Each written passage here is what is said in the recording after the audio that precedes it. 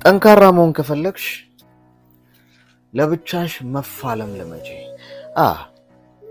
ለብቻሽ መዋጋት መቻል አለብሽ። ፍልሚያና ጦርነት ለብቻ ሲሆን ነው የሚጣፍጠው። እንደዛ ሲሆን ነው ድሉም ጣፋጭ የሚሆነው።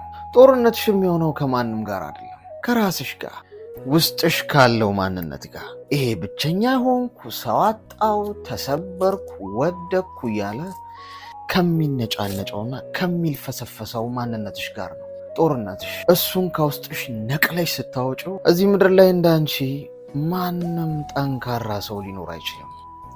አትልፈስፈስ። ማንም የለኝም፣ ቀን ጨለመብኝ፣ ሰው አጣው፣ ሁኔታዎች ተዘበራረቁብኝ እያልክ አታለቃቅስ። ማንም ያንተን ህመም ሊታመምና ያንተን ጦርነት ሊዋጋ አይመጣም። ማንም። ለራስህ ያለኸው ራስህ ነህ። ለብቻው ጠንካራ የሆነን ማንም ሰው ሊሰብረው አይችልም። እዚህ ምድር ላይ ከብርቶች ሁሉ የበረታ ከጠንካሮች ሁሉ የጠነከረ ያ ሰው ነው የሚሆነው። ያንን ሰው መሆን የምትፈልጊ ከሆነ ከዛሬ ጀምሮ ተኝተሽ አታለቃቅሽ። ከተኛሽበት ከወደቅሽበት ብድግ ብለሽ ተነሺና የራስሽን ጦርነት